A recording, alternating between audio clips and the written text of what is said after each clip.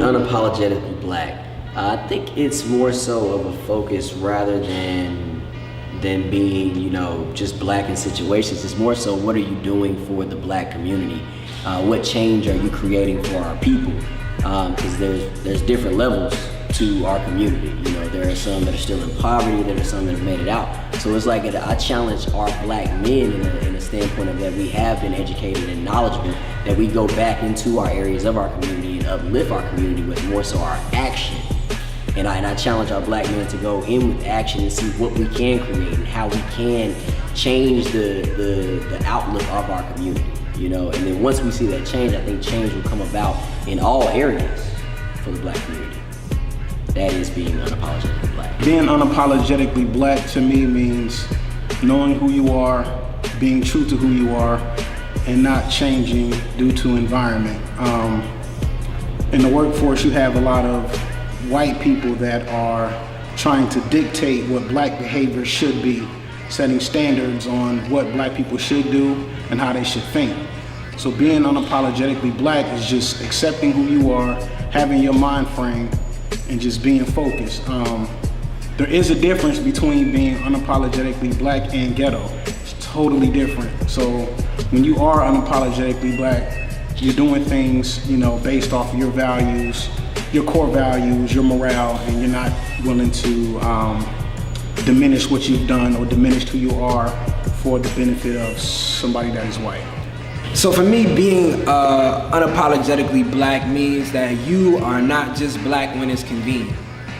That's the first thing. But I also think that it warrants us separating out what actually makes a person black, you know, because I think a lot of times the behaviors that we associate with black, that people shed around others, makes is ignorant in and of itself. So if being black to you means being loud, for example, right, that has nothing to do necessarily with being black, that's just being unprofessional. So when you at work, it's not let me not act black, it's let me not act unprofessional. And so, but I think it also encompasses like taking ownership of and seeing the value of your culture and how that adds to the spaces that you're in, and celebrating that and pushing that like other people push their narratives, right? Asians don't downplay being Asian, and white people don't downplay being white, and Spanish people don't downplay being Spanish, but black people will try to be something other than what they are. And so being unapologetically black for me means that you carry and wave your flag like everybody else. Being unapologetically black. So my name is Sam. It's not Black Sam. I'm unapologetically me. So whatever comes with that and whatever comes with the color of my skin, I can set that definition for myself. So I'm black and I'm proud. Being unapologetically black. Me, I was taught never apologize for anything you're not sorry for. With saying that, I am who I am, and the only way I can be a better me is being proud of who I am. So people in society would like to tell us, hey, you are this and you're not gonna be as good as anyone else, but you have to look inside yourself, know where you come from, and know your history. Once you know your history, you find out a sense of pride in who you are and who you are becoming. That's me. So for me, this is how I look at it. Like before I was born, my mom didn't know whether I was gonna be a girl or boy, gender, sex-wise, but she knew I was gonna be black. So for me, my blackness really defines who I am. It's basically my first connection with people on the earth. I always say that like my skin is my passport. Everywhere I go, where black people live in different countries, different nations, I got a connection with all of these people around the world. So my blackness or my skin defines me. Like I'm black, then I'm a man. I'm a black man. I can't separate the two. And it's always Wakanda forever. Being unapologetically black, I think it's a beautiful thing, you know, being black, because I think now people always look down on it, but I feel like I can use it to leverage, like I can change history. So like using everything that's happened before, you know, we're at a point where it's a such thing as black privilege. I want to be, you know, a good model for our history that was torn, and now we can take that, flip it, and create greatness behind us.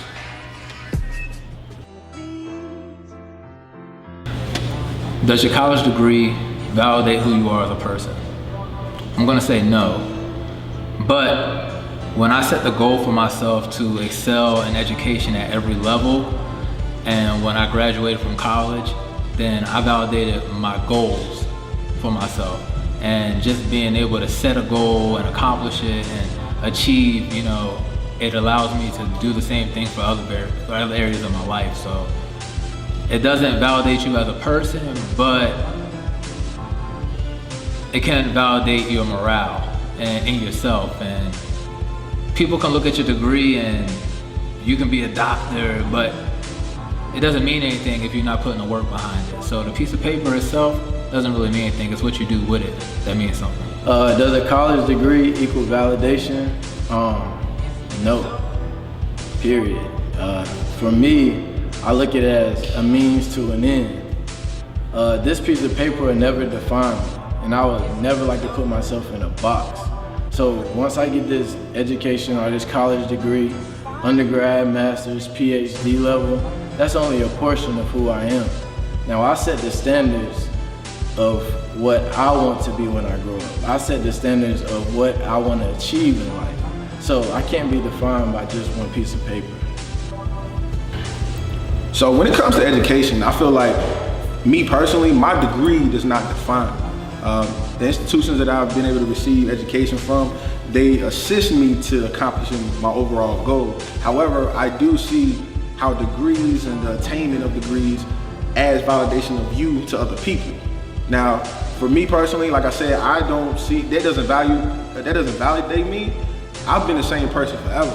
Like, the things that I'm saying now, I was saying 3, 4, 5, 10 years ago, just in a different way, a more articulate way. Because I get my degree, people take me more seriously. We have to redefine how we look at information and who's saying it. My degree don't define it. I think that the way that we are loved definitely has an impact on how we express love and how we feel love and how we understand and interpret love.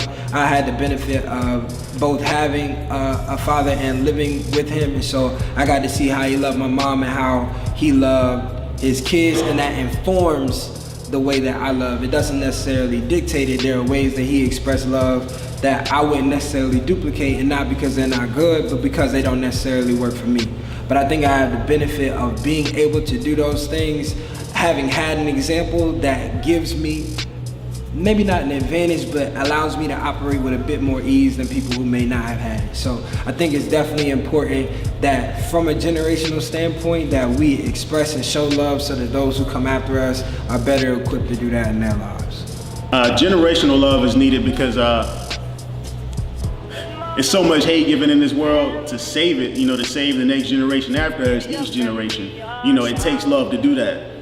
Nothing else is more powerful than love, and to know that and actually execute the power that it gives. Those type, like a lot of people say, good vibes, I practice good vibes. It's deeper than just sending out those emissions, like just saying that. It's good to say it, but you need to be thankful. You need to appreciate, appreciate what was laid before you, appreciate now. The more that we do that, appreciate our culture and ourselves and learn ourselves more, the more positive energy we exert, the better our lives will become and the better lives will become after us. Systemic racism exists in our everyday lives. So I don't know if you've ever experienced this yourself, but in the workplace, it seems like colleagues' vocabulary changes when you come around, and it's "what's up, G," and "how you doing, homie?" Things like that. I hear it, and I try not to let it get in my head, but it does exist and it is there. I have black friends and I have white friends, and it's like, when I'm in a black friends and it's a bunch of us, we're a gang, we're a mob. But if I'm with my white friends, then it's, those are just two guys walking. The perception is just a little bit different. So I will say systemic racism does exist if you let it. Systemic racism, the game is rigged. It's a whole system from when you're born. We are still going through oppression. People talk about the war. They talk about how my correlation with the war, you have vets who have post-traumatic stress disorder. This is something that us as black people go through now. That's the system, We're still going through stress right now because we have so many people unemployed, so many people who are in poverty, so many people in the hood that we turn against each other because what a man wants to do is take care of his own. When he can't take care of his own because of a system that was created for him, then he's gonna turn into outrage. He's gonna look for everything bad because that's what he tends to turn to. Like, this is what he's gonna learn how to do because he's denied of the riches. So he's gonna do the things that are low to get him to where it doesn't even get him high, so it just resorts to like prison. And that's where our people are being now. That's the modern day slavery, that system. You get into other places, if you get in corporate, you can't even get to the top because they don't want your image being at the top of the food chain. It's like so you're always under another race. It doesn't even have to be white. They even put Chinese people over. You look at a Chinese person and we degrade ourselves. It's like they're automatically smart. And we cheat on tests in class, and it's like, I wish I was smart as Elizabeth over there, but really it's like, okay, this person just studied, it was given to her, she was brought up from youth. What was passed down to her, like, you smarter than these black kids, you gotta make these straight A's. We were told, okay, just do your work, you gotta work, you gotta get out of school, get a job, but this is not the case. Like, we wanna be better than what our generation before us was, and we gotta make it out of the system, this rat race, and do better, because we are beautiful. Black is beautiful.